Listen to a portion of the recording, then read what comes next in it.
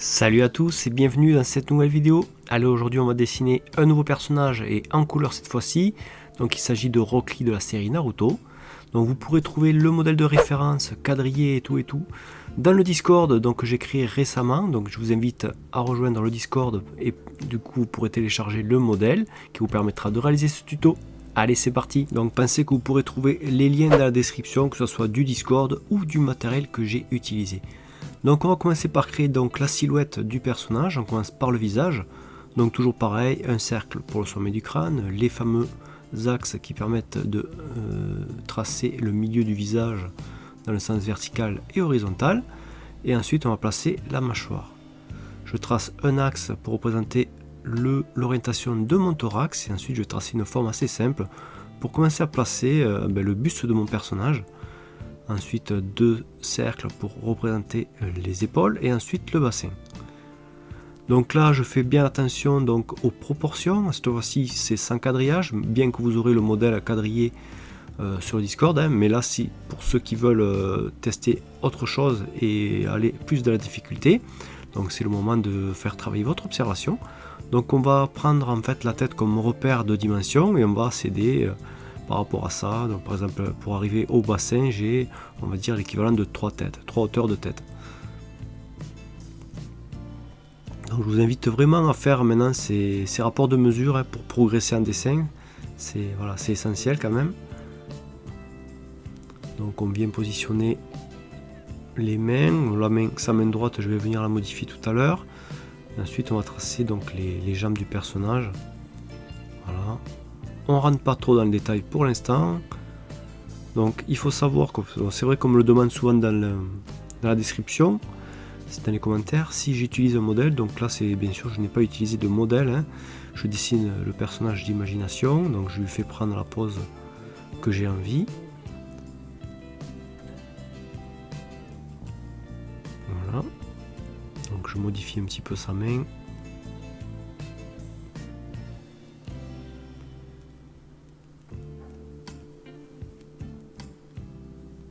Donc la silhouette est terminée, on va faire les petits nuages en dessous là pour commencer à les placer. Voilà.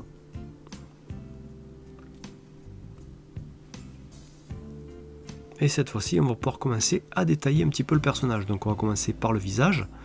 Donc je vais me servir en fait de la ligne horizontale du coup pour placer les yeux. Donc deux cercles tout simplement, on n'aura pas de pupille ou d'iris à l'intérieur de ses yeux. Voilà, le nez puis la bouche.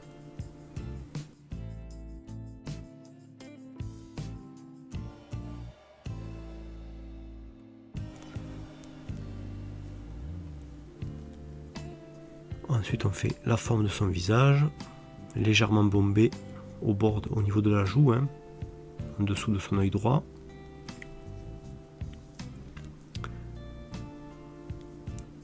Je viendrai faire un peu plus tard des rectifications au niveau du cou, je l'ai fait un peu trop large, donc je viendrai le rectifier et le ramener un petit peu sur la gauche. Mais si vous avez le modèle de toute façon téléchargé sur le Discord, vous devriez pouvoir le voir déjà fini, donc c'est pas un souci. Allez, on trace l'implantation des cheveux et ensuite on va pouvoir mettre les mèches vers le haut. Voilà.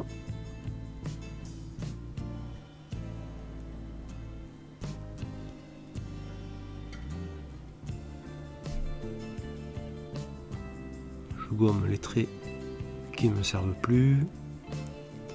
Donc là il s'agit d'un croquis, donc moi j'appuie un peu plus fort bien sûr pour que vous puissiez le voir, mais quand vous faites un croquis, pensez à ne pas appuyer trop fort, parce qu'il peut y avoir des modifications, notamment moi je vais venir modifier un peu plus tard aussi son œil droit qui est un peu trop bas, donc je le remonterai un petit peu. Donc voilà, si vous appuyez fort dès le début, après pour gommer c'est un petit peu plus compliqué. Et moi du coup maintenant, vu que je dois appuyer plus fort pour la vidéo, je fais mon croquis en fait sur une feuille d'imprimante et ensuite à l'aide de ma tablette lumineuse, je vais venir reproduire mon dessin sur le support de finition. Donc on trace les détails au niveau de son avant-bras. Et maintenant on s'attaque à la main. Donc d'abord je fais les deux faces de ma main et ensuite je détaille je décompose la main pour représenter les 4 doigts qui nous font face, puisque le pouce lui est replié sur les 4 autres doigts. Voilà, il faut bien penser que là on a un aperçu sur 2 phalanges, donc ils ne sont pas du tout sur la même face, donc c'est comme si on avait un cube en perspective. Donc là l'ongle c'est pareil, du premier coup je l'avais mis là où il fallait, j'ai voulu le modifier mais je viendrai le changer un peu plus tard également. Voilà. On fait quelques plis de vêtements. Rien de bien compliqué sur ce personnage au niveau des vêtements, la tenue est assez simple.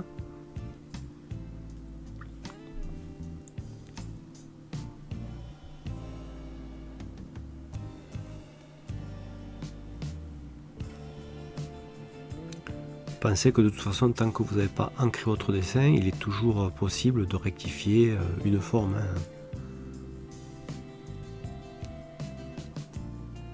Surtout lorsqu'on dessine d'imagination, comme là, où on n'a pas de modèle, donc du coup, on peut déjà faire un premier jet et après rectifier les choses qui ne vont pas.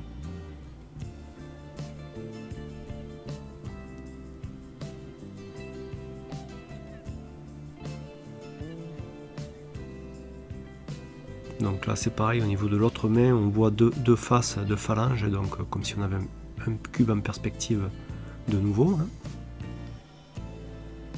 Face avant, là où il y a le pouce, et après face du dessus, là on voit les phalanges du dessus de la main qui touchent à la paume. Allez, on place son bandeau ici, le petit nœud derrière, quelques plis.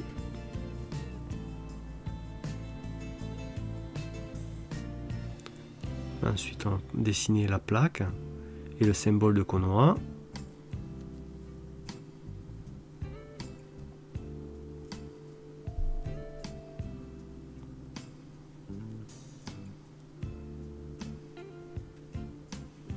Voilà. Les plis du vêtement. Enfin, les coutures du vêtement plutôt. Donc là, ce tuto s'adresse plutôt à des personnes un peu plus confirmées dans le dessin. Hein. Pas au niveau du dessin, mais au niveau de la colorisation. Donc ça ne vous empêche pas de toute façon de faire le dessin et de vous arrêter à l'ancrage. Hein, s'il y en a qui ne se sentent pas de faire la colorisation. Et pour ceux qui sont motivés, vous pouvez aller bien sûr plus loin dans le tuto. Vous pouvez même vous arrêter juste à la colorisation du personnage si vous n'avez pas envie de faire le fond par exemple. Donc là le croquis est pratiquement terminé, hein. Je vais peut-être juste placer, voilà, je vais gommer les traits de construction.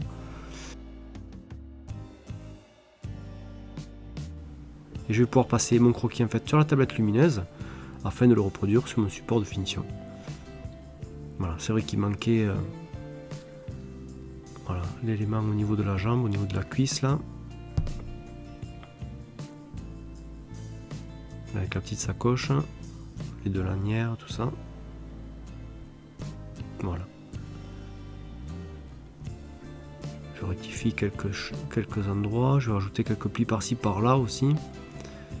Voilà, le genou était trop bas là.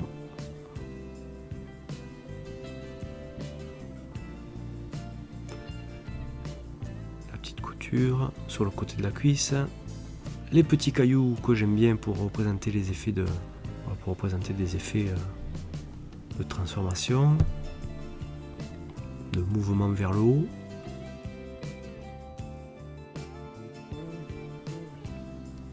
Voilà. Ensuite des vagues d'énergie un petit peu autour du personnage.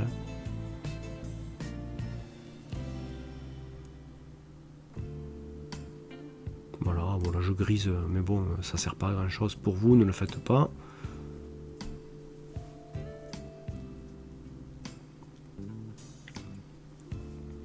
À ce stade-là, je ne sais pas encore la colorisation que je vais faire pour le fond, donc c'est pour ça que j'ai rajouté quelques détails derrière le personnage, des lignes qui montent.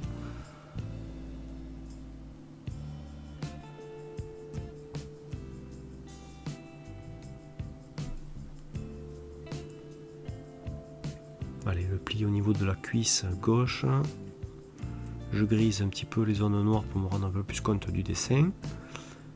Et puis voilà, le croquis est maintenant terminé. On va pouvoir le repasser au propre.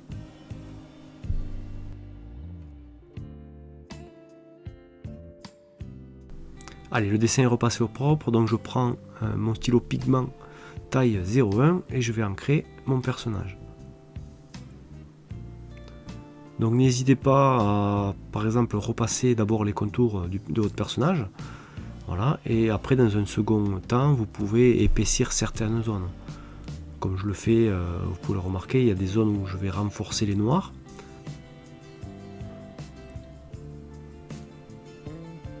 Disons que ça va renforcer les traits de votre personnage et ça peut être intéressant à faire. Que de toujours garder la même épaisseur de trait. Là, ça permet de jouer un petit peu avec les ombres et les lumières, mais juste avec l'épaisseur du trait.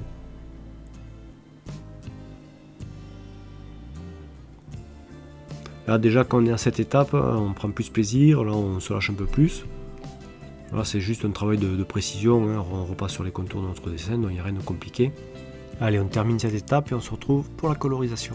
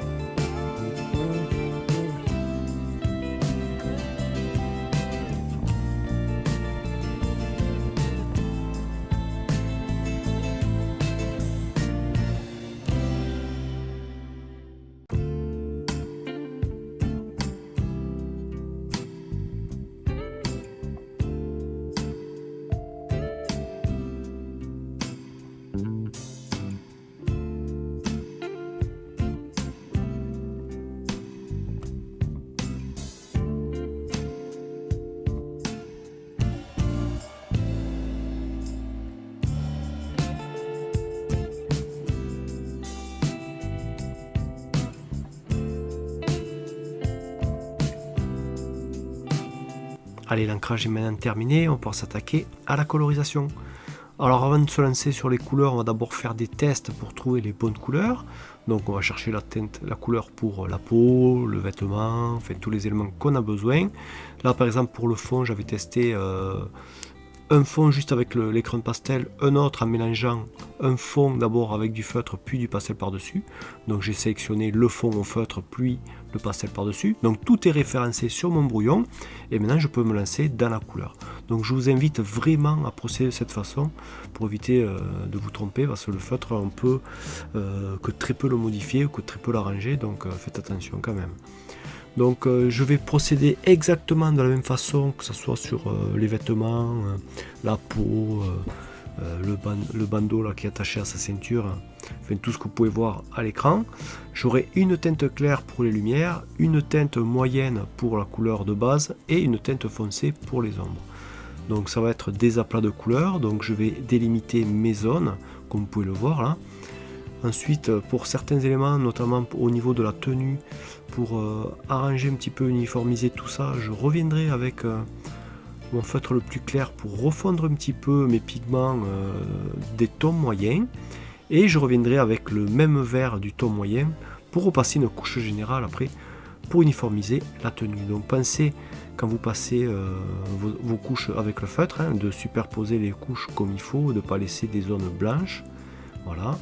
Donc si vous voulez savoir le papier que j'utilise, donc c'est du Canson Mix Media, mais de toute façon vous aurez les références dans la vidéo.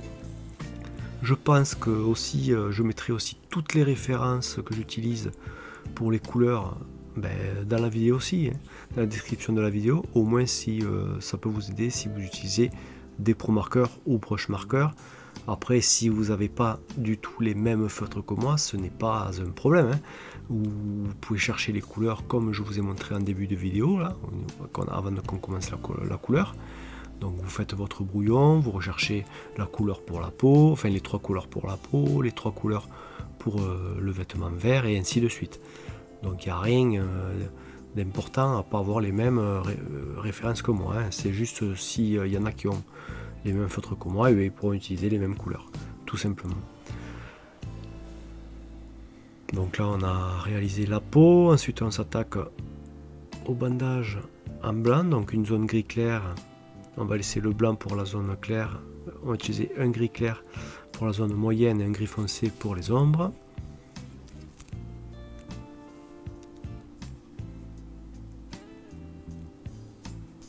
Donc j'ai décidé pour cette illustration en fait de faire le personnage donc au feutre ainsi que les petits cailloux et l'effet de nuages et de poussière, enfin de fumée qui sort du sol là. Voilà, au feutre alcool, et après tout ce qui est arrière-plan, donc avec des lignes verticales, j'ai préféré faire avec des crayons pastel pour changer un petit peu. Vous pouvez le faire aussi avec des crayons de couleur, c'est pas un problème, hein, mais je voulais quelque chose d'un petit peu plus texturé, d'un petit peu moins lisse, voilà, pour donner ce petit mouvement vers le haut, hein, cet effet de vitesse. Donc pour les connaisseurs, hein, c'est quand il ouvre les portes, et de ce fait il devient plus puissant. Donc je suis pas très grand connaisseur de Naruto, mais bon, je pense que vous savez de quoi je parle. Allez, je vous laisse regarder la suite.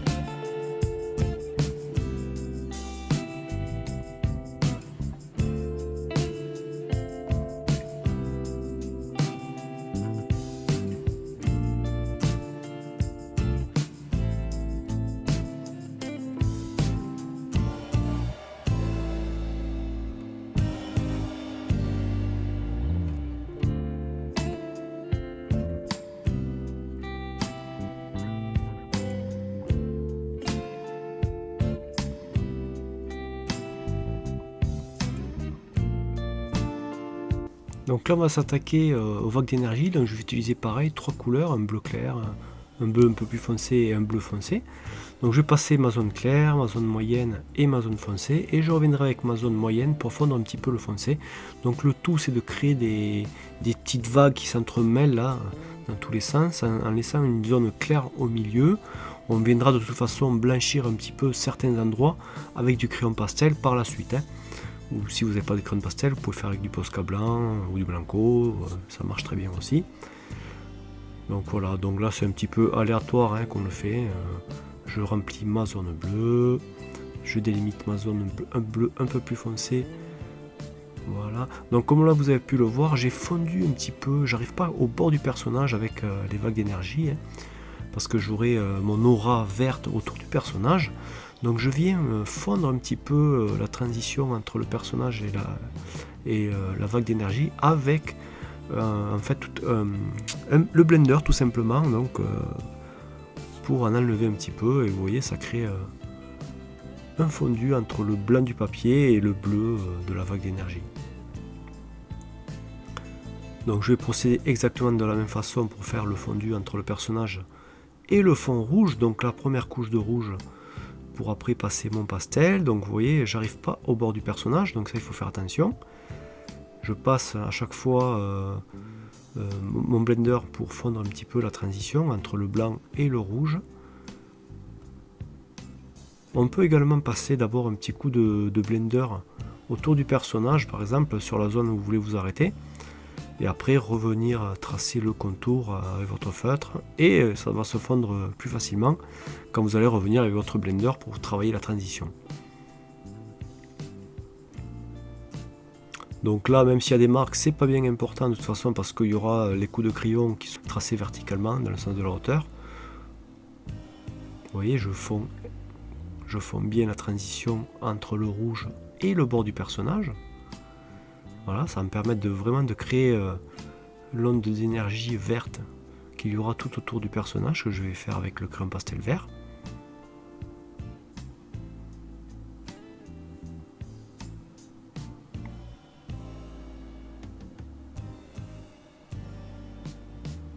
Alors de base, normalement sur mon exemple là que j'avais fait, j'avais choisi un rouge un peu plus intense, mais je n'avais pas assez de rouge, donc il a fallu que je prenne le rouge 156, ce qui est couleur carmin, qui est un peu trop clair, un peu trop rosé à mon goût. Il n'est pas assez intense, donc ce qui est dommage, j'aurais préféré avoir un rouge un peu plus intense. Mais bon, c'est les aléas quand on n'a pas, quand on fait avec de la méthode traditionnelle, si on n'a pas les outils, et bien voilà, il faut faire avec ce qu'on a, et puis voilà. Mais bon, de toute façon, le rendu sera kiff pareil, hein. Enfin, ressemblera un petit peu à ce que j'avais en tête. Voilà, donc là le fond est passé, maintenant on va pouvoir passer à la touche finale, c'est-à-dire le crayon pastel.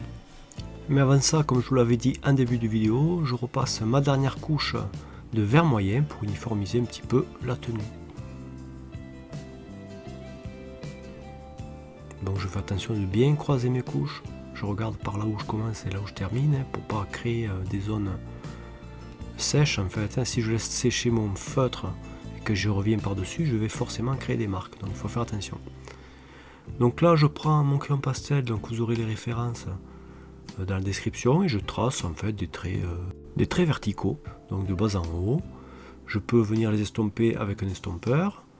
Voilà, j'aurai des traits un petit peu rouge clair, rouge foncé, un petit peu orangé, et aussi je vais utiliser du marron foncé, donc du brun et du noir pour après tracer des contrastes supplémentaires. Voilà, rien de bien compliqué. Là c'est la dernière petite touche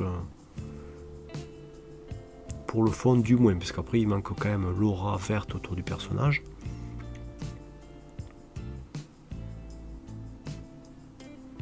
Donc toujours intéressant, surtout quand vous dessinez d'imagination, là, comme c'est le cas, donc j'ai créé une illustration de A à Z, que ce soit sur le posing du personnage et sur la colorisation. Donc c'est pour ça que je vous ai montré en fait le petit extrait que j'ai fait pour la colo, hein, en miniature. Donc ça peut être pas mal. Vous pouvez même imprimer plusieurs petits dessins comme ça. Une fois que vous avez fait votre dessin, vous l'imprimez en petit format, et vous pouvez faire des petits tests voilà, de couleurs rapides pour voir ce que ça peut donner. Donc là je prends mon crayon pastel vert et je viens créer l'aura tout autour du personnage. Alors un truc que je comprends pas, je n'ai pas réussi à régler la caméra, parce que normalement mon vert est beaucoup plus brillant, beaucoup plus joli dans la réalité, et là j'ai un vert un petit peu sale, mais bon c'est pas grave. Allez, pour finir, on a utilisé notre pastel blanc pour rajouter un petit peu de lumière, un petit coup de feutre rouge aussi pour intensifier ou saturer un petit peu le fond. Donc on arrive à la fin de ce tutoriel, j'espère que vous aurez réussi à le refaire, que ce tutoriel vous aura plu. Si c'est le cas, n'hésitez pas à laisser un commentaire dans l'espace commentaire, à mettre un petit pouce bleu, à vous abonner si ce n'est pas déjà fait, car c'est grâce à ça que la chaîne évolue.